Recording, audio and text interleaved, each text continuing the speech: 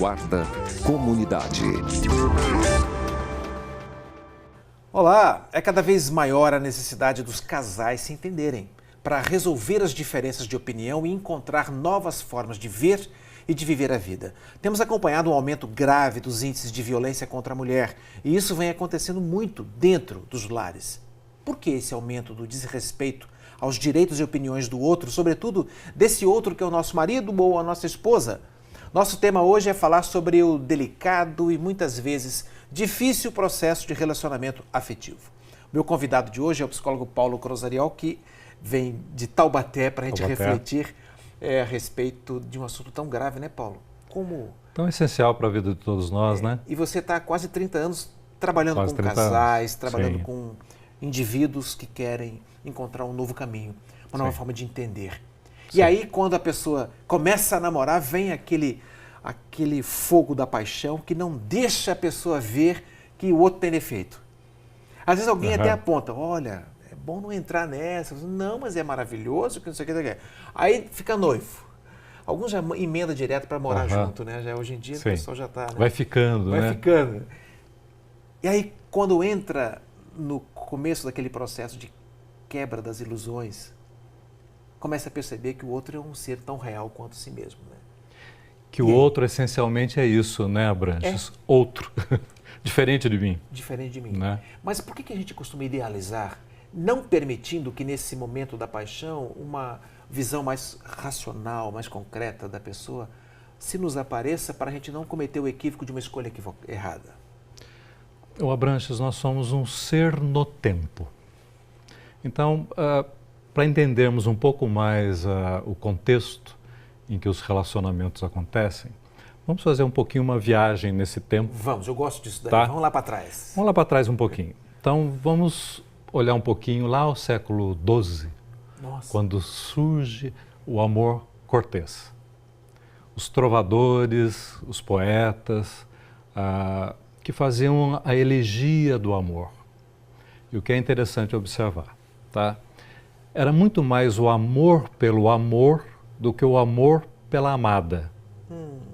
Então, é desse período que depois surge o romance, tá? E a idealização do amor. Então, o amor ele tem uma propriedade meio mística, meio divina, meio transcendente. Então, é o amor da amada, mas é o amor da amada inatingível, inacessível. E aí nós começamos o movimento que vai desencadear o romance, que nós vamos observar no Romeu e Julieta, Tristão e Isolda. Que se passa na Idade Média, no calor da Idade Média. No calor da Idade Média. E esse amor que vai se formatando é um amor idealizado, porque ele não é vivido. Importante também registrar que nós estamos num período em que o sistema econômico é o sistema feudal. Não é? O castelo e o burgo em volta. E o burgo em volta. E nós estamos o quê? Numa produção artesanal. As famílias, as pessoas, elas vivem no campo. Né? Não surgiu ainda o ambiente urbano. E essas famílias, elas começam com um grande número de pessoas. São famílias que têm 10, 12, 14 filhos. Tá? Comumente era o primogênito que se casava. Né? E com uma intenção clara, ainda aí, o casamento nesse contexto é um casamento que visa a perpetuação da herança, do patrimônio. Dos títulos Da nobreza. Então, não diretamente vinculado ao que a gente chama hoje do amor no casamento. Pensa na situação de pai e mãe, um conde, o outro, sei lá o quê, com o título, conversando, os pais conversando como que vai ser a divisão dos bens quando minha filha casar com teu filho. Às vezes eles nem se conheciam. Casamentos arranjados. Casamentos arranjados. Cadê o amor nessa história? Exatamente. Essa evolução do casamento, né, que vem desde essa época, então, vai encontrar ali no século XVIII, com Rousseau, né, uma formulação da família, como nós entendemos hoje. Família nuclear. A família nuclear.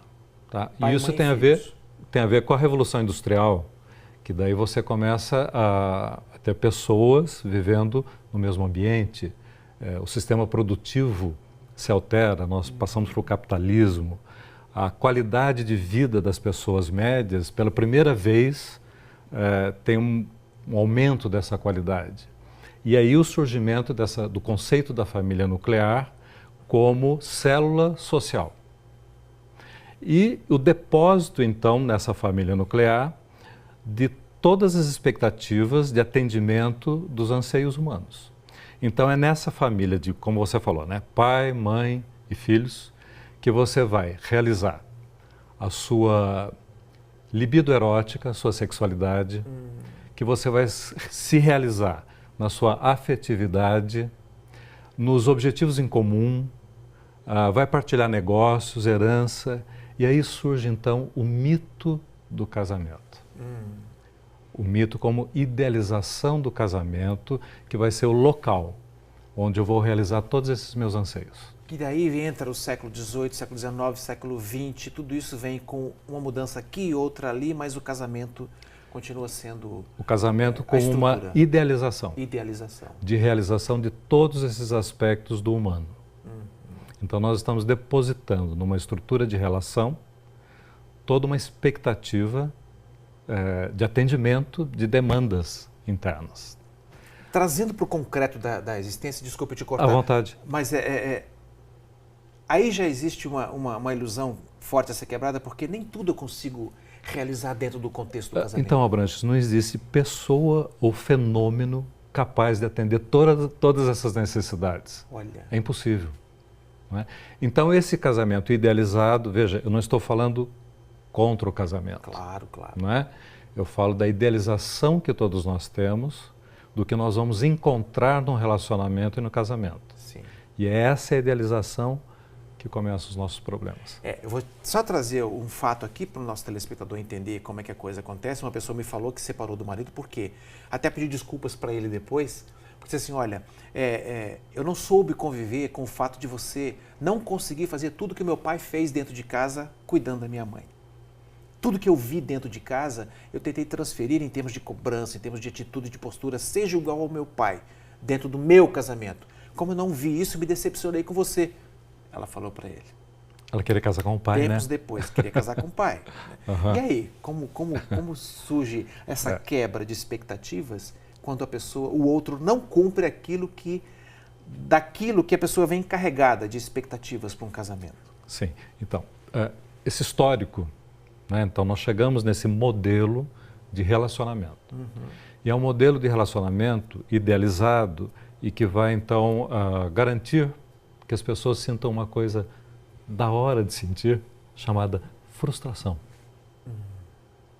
Porque a idealização conta o que para mim? Que nessa relação eu vou ser feliz. E vou ser feliz ao longo do tempo. Durante toda a minha vida, eu vou conviver com essa pessoa. Eu vou desejar somente essa pessoa. Eu vou ser abastecido afetivamente por essa pessoa. Eu vou ser feliz vivendo essa realidade. Então, o problema do mito é que ele não nos prepara para lidarmos com a realidade do encontro com o outro. E aí reside o problema da idealização. E aí começa aquela história do e serão felizes para sempre, e foram felizes para sempre, como costumam terminar as histórias de princesas e de príncipes. Mas será que ser feliz para sempre não exige um pouquinho mais de cada um? Que a história lá não conta e não nos cobra? Vamos ver tudo isso daqui a pouquinho, no próximo bloco, quando vamos falar das frustrações dos nossos relacionamentos afetivos.